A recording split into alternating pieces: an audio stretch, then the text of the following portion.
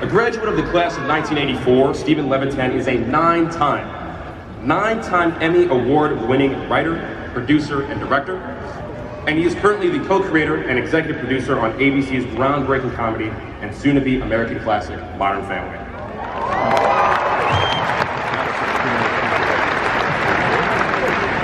Now, before embarking on a career spanning 2 decades and putting smiles and laughter in homes across America, the Chicago native came to UW-Madison as a journalism student. Eventually, he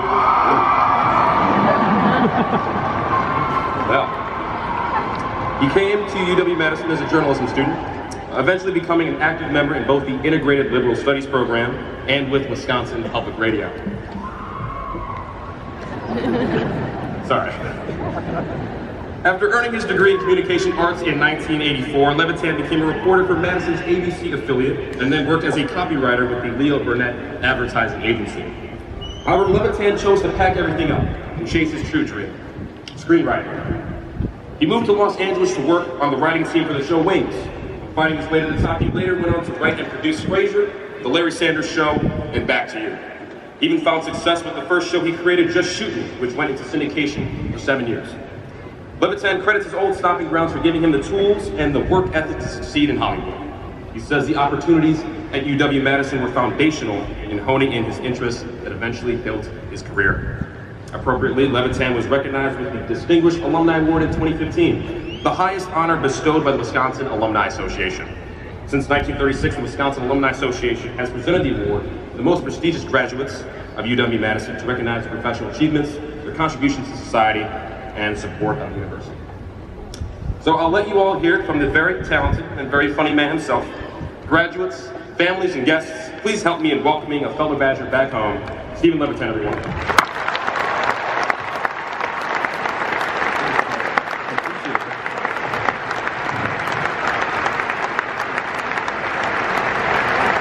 Insane. I gotta admit, I could use a little help from the Dean of the School of Pharmacy right now.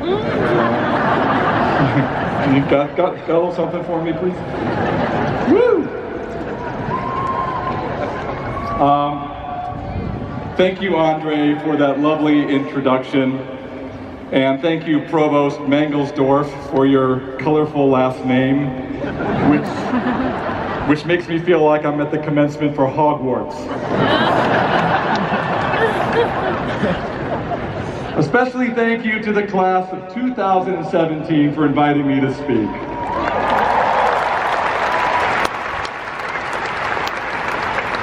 It means so much because I have kids about your age who are here today, and I want them to witness what it's like for people to actually listen to me. The next time they ignore my advice, I'll just tell them, well, I guess you're right, and those 52,000 people who cared about what I had to say were wrong. It's hard to believe I graduated here 33 years ago. I still have the official university photo of me receiving my diploma, wearing only shorts under my cap and gown, and holding a big bottle of champagne, which maybe you could see. As if to say, hey world, lower your expectations. I came to Madison from my hometown, Chicago, in the fall of 1980. The truth is, I almost went to Indiana. Well, because during my visit to Wisconsin the previous fall, I got pretty freaked out by all the dead deer. Back then, we didn't even have the jump around. We had a fat guy with a W shaved on his back doing the moonwalk.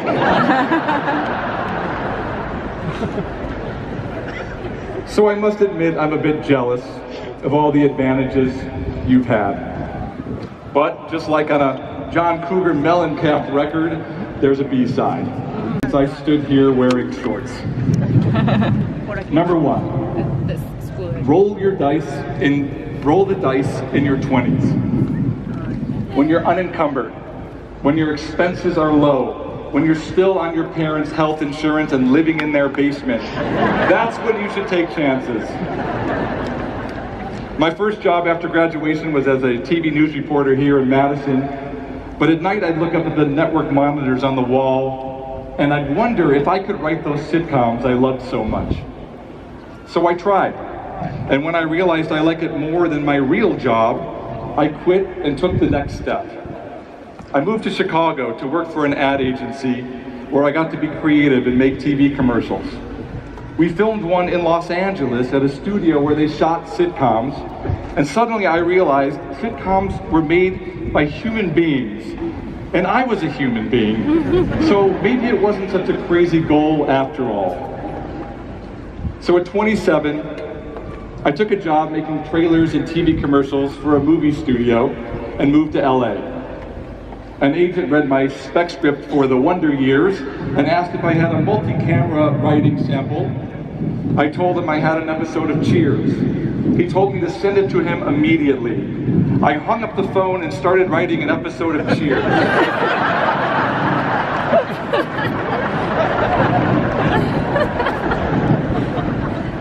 A year later, the right people read that Cheers script, and I was offered my dream job as a staff writer on a television comedy. I had 4 careers in 7 years, either because I refused to play it safe, or more likely because I had a severe case of ADD. Number 2, succeed or fail on your own terms. Very early in my writing career, a friend told me a story that has served me well ever since. He had created a show with 2 lead characters who were always butting heads. The network told him to tone down the relationship and make them nicer to each other, so they would be more likable. He said, no, that's the crux of the show, the fire between them. They said, if you want to get it on the air, you'll do it. So he did. And the network passed on his show, saying the dynamic between the 2 main characters felt flat. He said, but you told me to tone it down. And they said, well, you shouldn't have listened. When I created my first show, I was fairly young, and just the kind of person studio and network executives were most likely to push around. But that story kept popping into my head, so I was respectful, but when I felt strongly, I stuck to my guns. Footnote, this works best when you're right. I can't help you with that. Number 3, it's hard to fail 10 times in a row. Professionally speaking, the years 2000 to 2008 were not my finest. After my first success creating a show, I did 8 shows in a row that were canceled after 1 season or never picked up in the first place. And frankly, I was sick of failing on my own terms. So I took some time off and I spent a lot of days in my gym clothes without ever going to the gym. Then I took a shower and called an old friend who was coming off his own set of failures, and we decided to shake things up and work together. And we failed yet again. For me, that was now 9 shows in a row. We regrouped, and this time, we started talking about all the funny things that were happening in our lives. I was a super cool dad who didn't understand why my 2 girls and a boy didn't think I was at all cool. And my writing partner was a bit of a curmudgeon with a sophisticated young son who wore a smoking jacket. Plus, we had plenty of gay friends who weren't anything like the gay characters on TV. They were in long-term relationships. They were neither fit nor fabulous. And they were bad parents just like the rest of us. So we deluded ourselves into thinking this time it could work. We took everything we learned from our few successes and many failures and wrote what we knew best. We auditioned roughly 1,400 actors. When the network president told us he wouldn't cast our choice for Phil Dunphy, I thought of my friend's story, and we stuck to our guns. And finally, it worked.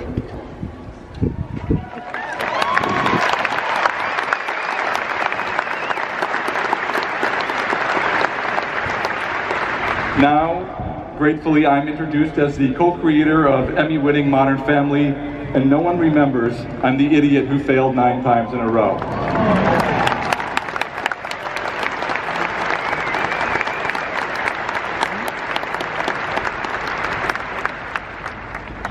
Number 4, be calm in a crisis.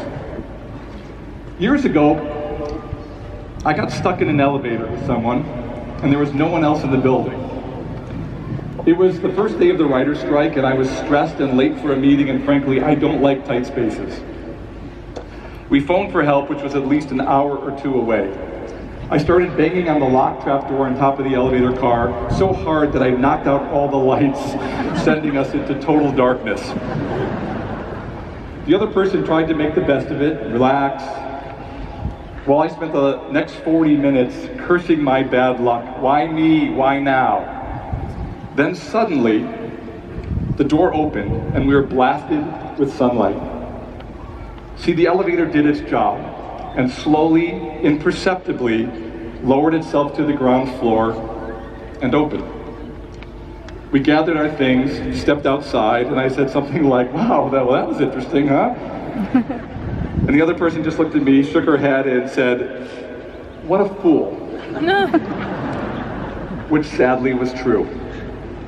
The point is, no matter how dark it gets, the door will open, the sunlight will return, and all you'll be left with is how you acted when the going got tough.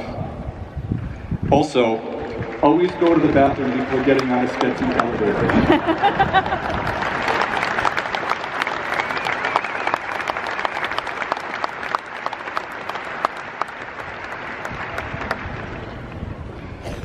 Finally, number 5, it's hard to live up to your potential when you don't like what you do. Growing up, I was a terrible student. I don't even think I could get into UW today, by the way. Here's what one high school teacher wrote. Steve could be an A student if he wanted to. He shows no interest in Spanish and does as little work as possible. This was mucho true, senora.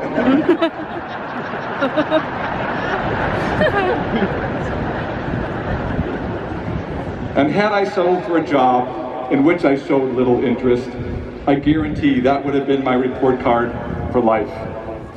I would have been a mediocre journalist or a decent ad man.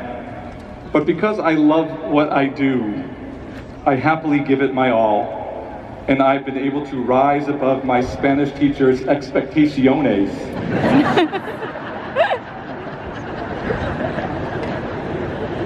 And live up to my potential. Not everyone is so lucky, I know that.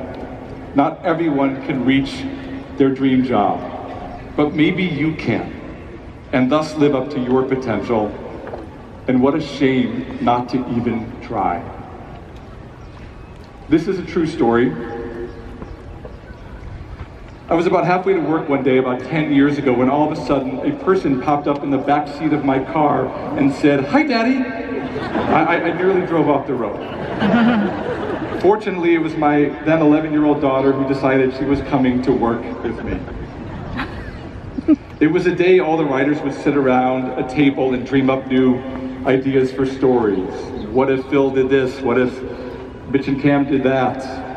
Unfortunately, this day we hit a lot of dead ends, and my sweet little daughter got to witness all the bizarre ways we tried to get back on track. The running jokes, the latest gossip, the competitive game of Name That Tune. And by 6 p.m., all we had to show for our day's work was a bunch of notions that added up to nothing. Still, I was thrilled that Allie had a chance to experience the creative process and see people doing what they love and thus living up to their potential. We got home and she said, "Thanks for taking me to work with you, Daddy. It's so amazing to see what you do." And then she walked into the kitchen, turned to her mom and said, "It's a wonder we have a roof over our heads."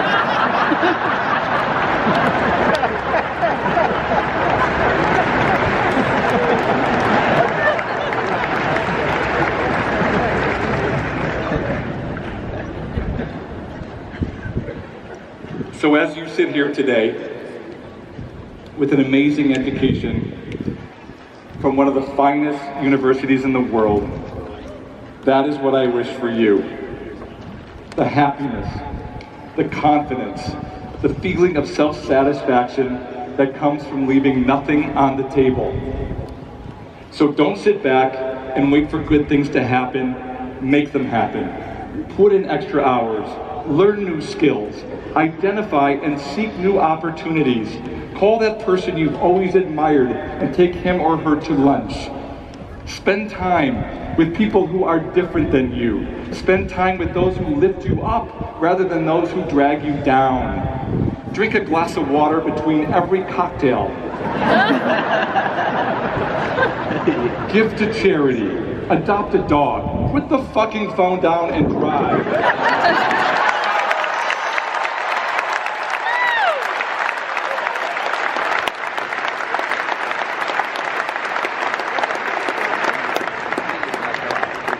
Ask out the person who's out of your league. Don't be the boring one who never dances at weddings. Be generous, be kind, be good to your parents, and thank them for everything they've done. Mine screwed me up just enough to be a comedy writer, but not so much that I'm an actor. The world is changing. Make sure you change with it. But don't worry about what everyone else is doing. If their life is so great, they wouldn't stop to post pictures of it every 2 minutes.